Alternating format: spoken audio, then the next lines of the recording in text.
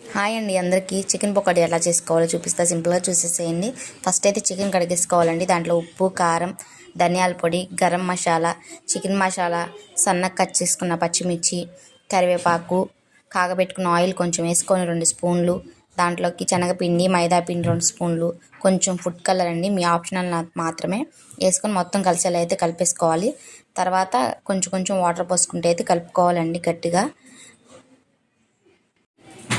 ఇట్లా కొంచెం వాటర్ పోసుకొని అయితే కలిపేసుకొని గట్టిగా ఉండేలా అయితే కలిపేసుకోవాలి మన చికెన్ పకోడీకి. అప్పుడే ఆయిల్ పీల్చుకొని ఉంటుందండి. ఇప్పుడైతే ఒక అరగంట పాటు అయితే పక్కన పెట్టేసుకోవాలి. మంచిగా కాగిన నూనెలోకి ఒక్కొక్కటి వేసుకుంటూ చక్కగా ఈ విధంగా అయితే ఎర్రగా అయ్యేదాకా అయితే వేయించుకోవాలండి. ఇట్లా వేయించుకున్నాక పక్కా తీసేసుకోవడమే. ఒకసారి ఇట్లా ట్రై చేయండి, చాలా బాగుంటుంది. ఇట్లా తీసుకున్న దాంట్లో కొంచెం నిమ్మకాయ రసం పిండుకొని తింటే సూపర్ ఉంటుందండి. మా వీడియో నచ్చితే ఒక లైక్ చేసేసేయండి, షేర్ చేయండి, కామెంట్ చేయండి. కొత్త వాళ్ళని చూసినది